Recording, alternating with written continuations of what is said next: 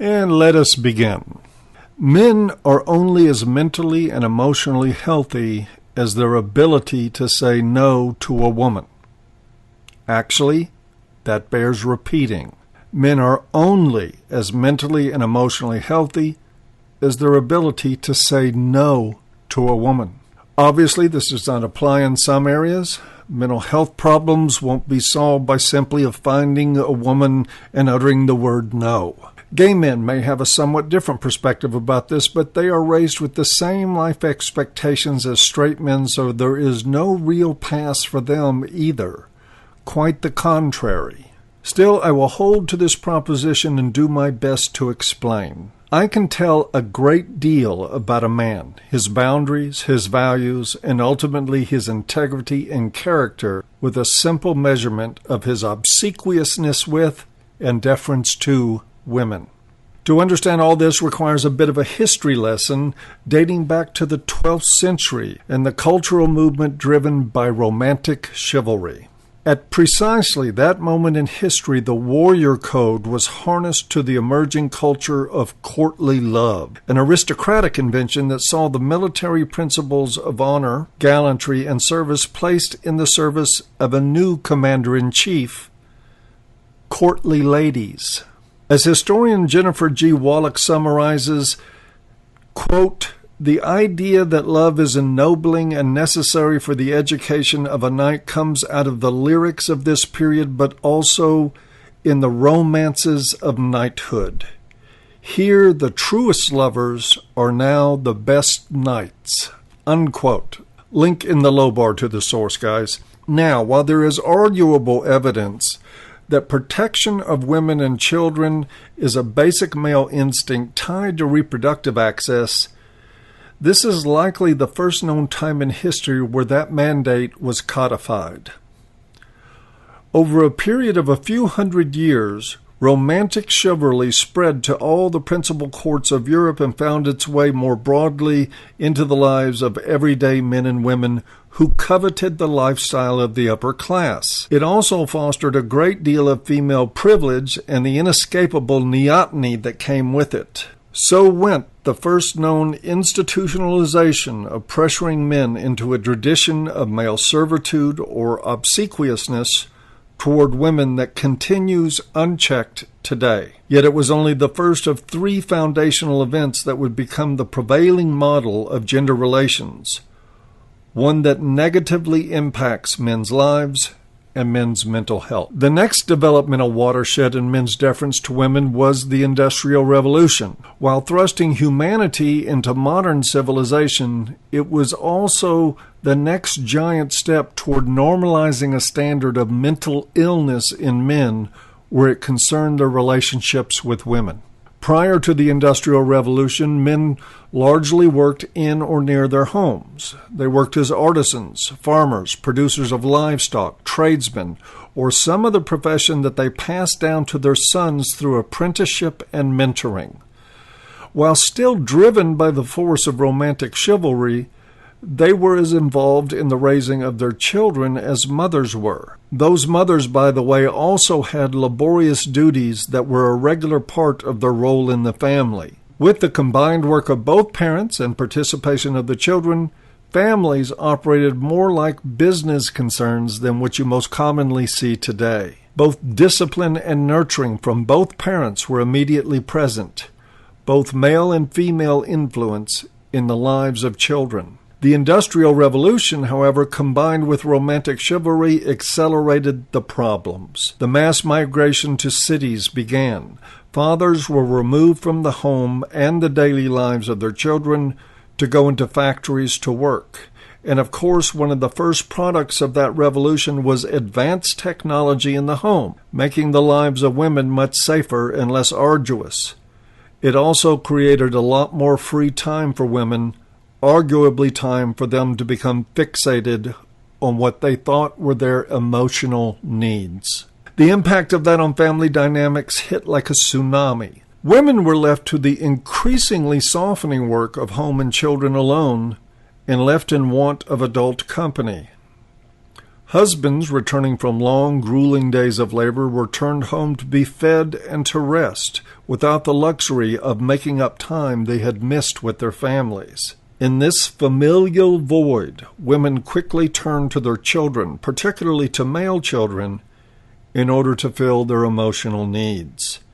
And fathers, consumed by work and duty, largely just enforced the wishes of the mother on the children. This triggered the second wave of privilege and psychological neoteny in Western women, and where men, due to resentment over their absence, began to be demonized. All of this greatly increased the likelihood that mothers would form inappropriate bonds with their male children in order to fill the holes in their lives. In other words, we took a step toward a society of emotional incest. This is difficult to understate. What I am defining here is a culture of emotionally incestuous bonding between mothers and sons. The implications of that are tremendous, and in fact, they seem to have been verified by the following 150 years of technological advancement and cultural malaise.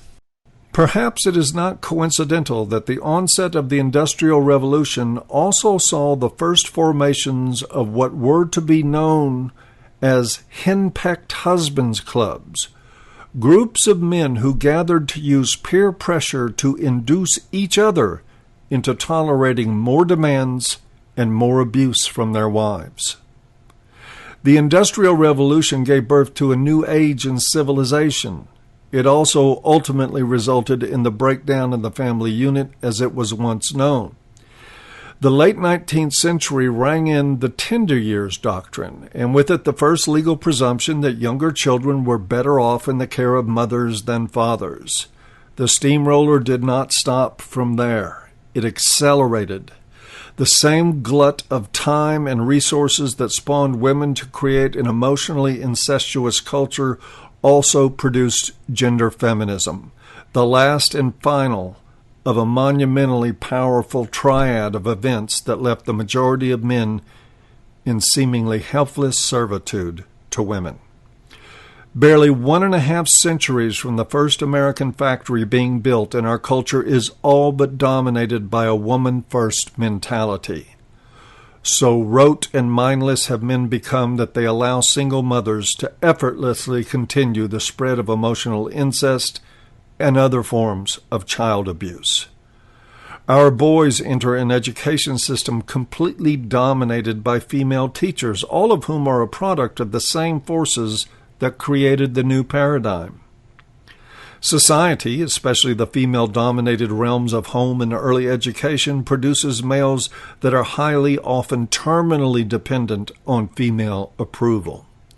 By the time boys get more substantial exposure to males, the pattern is set, not to mention the fact that the males they are exposed to are as dependent on female approval as those who might otherwise provide those young men mentoring. They too, as beta enforcers, put pressure on boys to participate in the incestuous bond as expressed in the schools. This puts us squarely in an age of crippled masculinity and the consequential impotence. We have legions of men who have stood by silently while their families have been destroyed in corrupt courts, where our young men are being driven out of education and into fields of combat, and where men are more likely to support and enable these travesties than to object to them. Their silence is the mental health issue of our time, and you can see it reflected most clearly in men's interpersonal relationships with women. When I co-wrote Say Goodbye to Crazy, a book aimed at women who were dealing with the devastation wrought in their relationships by mentally unstable and abusive ex-wives, a substantial part of the focus was directed at husbands who lacked the ability to stand up to their former partners. That problem is not contained to the second marriages of a handful of men. It is a sweeping societal problem that affects all men.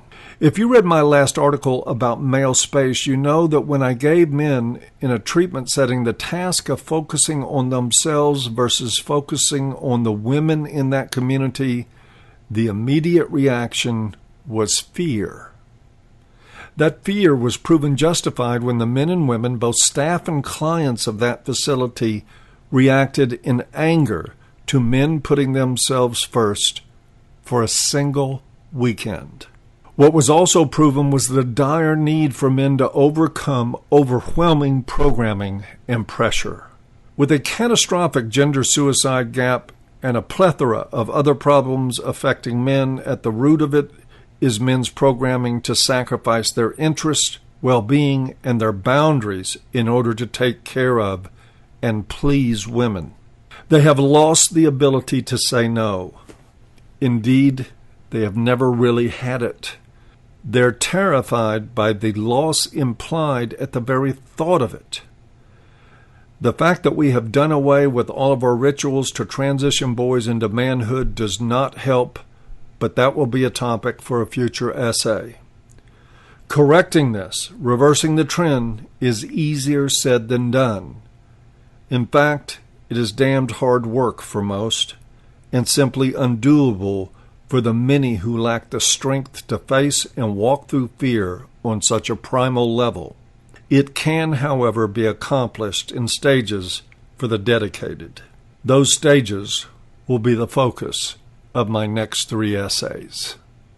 You guys have a nice day. We'll see you next time.